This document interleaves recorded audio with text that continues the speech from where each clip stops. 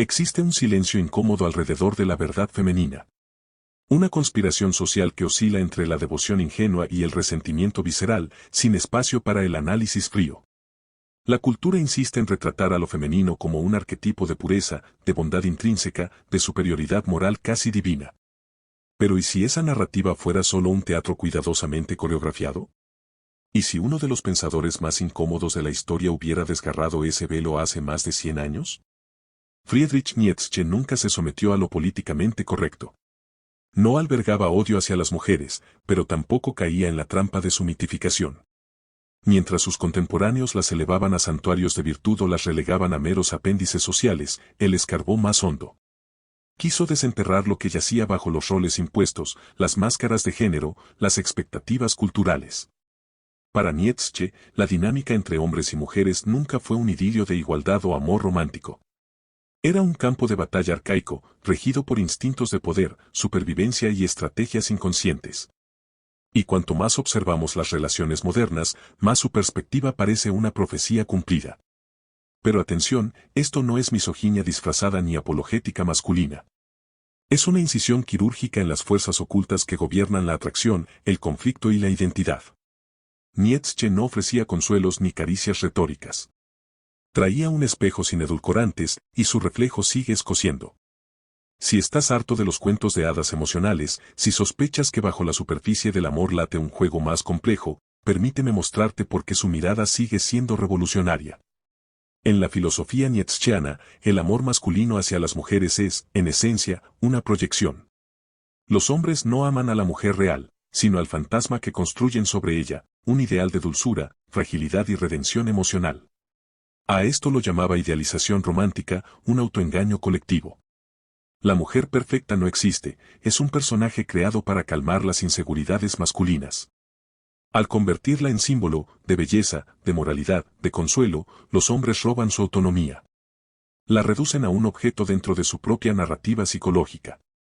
Y esto, lejos de ser admiración, es cobardía. ¿Por qué? Porque la verdad femenina, según Nietzsche, es incómoda. Las mujeres no son seres etéreos ni demonios seductores. Son estratégicas, instintivas, dueñas de un tipo de poder que opera en frecuencias distintas. No es superior ni inferior, es otro. Y los hombres, incapaces de procesar esa otredad, prefieren la mentira reconfortante. La máscara del amor no nace del respeto, sino del miedo. Miedo a la mujer que no necesita salvación, que ejerce su sexualidad sin culpa, que rechaza el guión de su misión. Así, disfrazan ese terror con poemas y promesas, hasta que la realidad los golpea, cuando la ilusión se quiebra y emerge la persona real, con sus contradicciones, su fuerza, su independencia, muchos hombres gritan traición. Pero la traicionada nunca fue ella, fue su fantasía. Nietzsche jamás vio a las mujeres como débiles. Al contrario, reconocía en ellas una fuerza sutil, paciente, evolucionada durante siglos de exclusión. Mientras el poder masculino se exhibía en batallas y discursos, el femenino se perfeccionó en lo intangible. Sin acceso a ejércitos o púlpitos, las mujeres aprendieron a gobernar desde los intersticios, el lenguaje indirecto, la seducción, la gestión emocional. Moldeaban reyes sin empuñar espadas, construían legados sin firmar documentos. Ellas entendían algo radical. Controlar la percepción es controlar el juego. Su vanidad era táctica. Su coquetería, diplomacia. Su ternura, un arma. Pero hay un giro. Nietzsche observó que las mujeres habían convertido su supuesta debilidad en fortaleza. Virtudes como la paciencia o el sacrificio no eran rasgos naturales, sino armas de guerra psicológica. Al moralizar su posición, presentándose como cuidadoras, ángeles del hogar, aseguraban protección e influencia en un sistema que las oprimía. Esto no era hipocresía, era inteligencia pura. Una forma de torcer las reglas sin romperlas. El problema, advierte Nietzsche, llega cuando ese poder velado se libera. Cuando la mujer moderna, educada, económicamente independiente, ya no necesita negociar su lugar con susurros. El hombre tradicional, criado para sentirse imprescindible, entra en crisis. No sabe interactuar con una igual. La idealización se derrumba, y con ella, el viejo orden. Nietzsche no temía a la mujer libre, temía la ineptitud masculina para aceptarla. Aquí yace su visión más profética. El futuro no pertenecerá a los que insistan en roles arcaicos, sino a quienes entiendan que la verdadera relación entre géneros debe construirse sin máscaras, sin idealizaciones infantiles, sin luchas de dominación. Esto exige un duelo. El hombre debe soltar su necesidad de superioridad, la mujer, su resentimiento histórico. Solo así podría emerger algo nuevo, un vínculo de fuerzas aliadas, no de enemigos íntimos. Nietzsche no era un profeta del caos, era un cartógrafo de la verdad. Y su mapa nos muestra que, bajo las capas de romanticismo y resentimiento, yace una posibilidad radical, relaciones donde el poder no se ejerza sobre el otro, sino con él. Donde la feminidad y la masculinidad dejen de ser armas para volverse lenguajes. Esta es la invitación incómoda de su filosofía, mirar a los ojos lo que hemos negado. Ver en la mujer no a un ángel o un demonio, sino a una jugadora maestra en un juego que todos heredamos. Y en el hombre, no a un héroe o villano, sino a un cómplice de su propia ilusión. La elección es nuestra, seguir bailando con máscaras o, por fin, empezar a hablar sin ellas.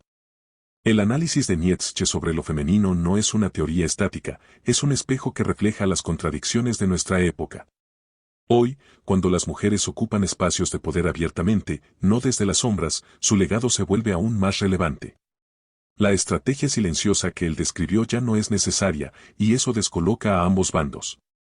Los hombres extrañan el juego de la idealización, las mujeres, la eficacia de la influencia oculta. Pero Nietzsche iría más lejos, diría que la verdadera liberación no es imitar el poder masculino tradicional, sino trascender el binomio víctima/victimario.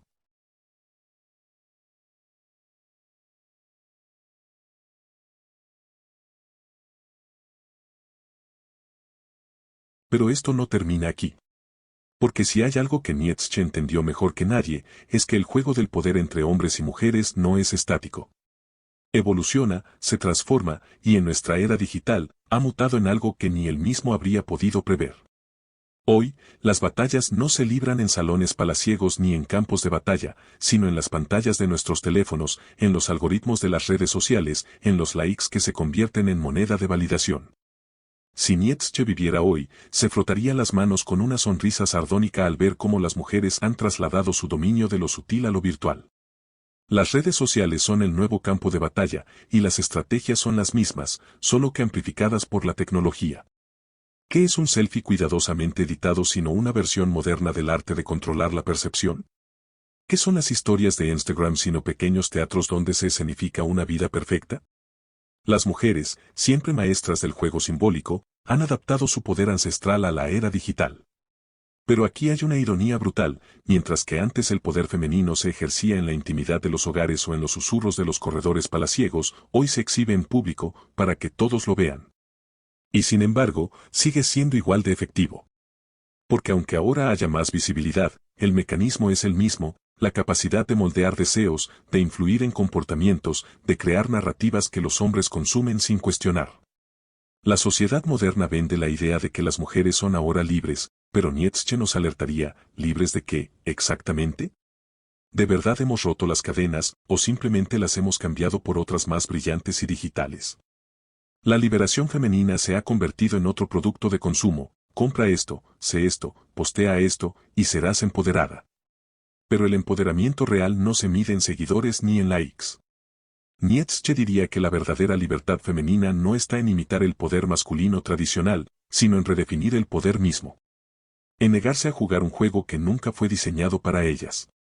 Y aquí es donde algunas mujeres están empezando a romper el molde, las que rechazan la obsesión por la imagen perfecta, las que usan su influencia para cuestionar el sistema en lugar de perpetuarlo, las que prefieren ser temidas por su inteligencia que deseadas por su apariencia. Y entonces llegamos al otro lado de la moneda, los hombres. Porque si hay un grupo que no sabe cómo navegar este nuevo mundo, son ellos. Criados para creer que su valor dependía de ser proveedores, protectores, héroes silenciosos, ahora se encuentran en un paisaje donde esos roles ya no son necesarios. ¿Qué hace un hombre cuando una mujer no necesita su dinero, su fuerza, ni su aprobación? La respuesta de muchos ha sido el resentimiento. El auge de los movimientos de hombres desilusionados no es casualidad. Es el lamento de quienes extrañan un mundo donde su posición era incuestionable.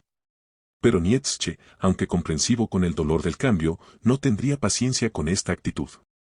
Porque al final, La evolución no pide permiso. Entonces, ¿cuál es la salida? Nietzsche no nos daría un manual paso a paso, pero sí una pista. La respuesta está en la autenticidad radical. En que hombres y mujeres dejen de actuar según guiones preestablecidos y empiecen a enfrentarse como lo que realmente son, seres humanos complejos, llenos de contradicciones, pero capaces. Si este video te hizo pensar, cuestionar o incluso enojarte un poco, entonces mi trabajo aquí está hecho. Porque Nietzsche no vino a darnos respuestas cómodas, vino a sacudirnos. Y si algo de eso resonó en ti, entonces necesito que te suscribas al canal, porque aquí no hablamos de modas pasajeras, sino de ideas que desafían el status quo. Dale like a este video para que el algoritmo nos ayude a llegar a más gente que, como tú, está harta de discursos vacíos. Y comenta con la palabra Nietzsche para saber que hay más mentes inquietas dispuestas a ir más allá de lo superficial. ¿Quieres más contenido así? Activa las notificaciones porque lo que viene es aún más intenso. Y si te atreves, échale un vistazo al video que aparece ahora en pantalla sobre cómo saber si ella te manipula y cómo dejarlo. Nos vemos en la próxima, donde seguiremos rompiendo tabúes.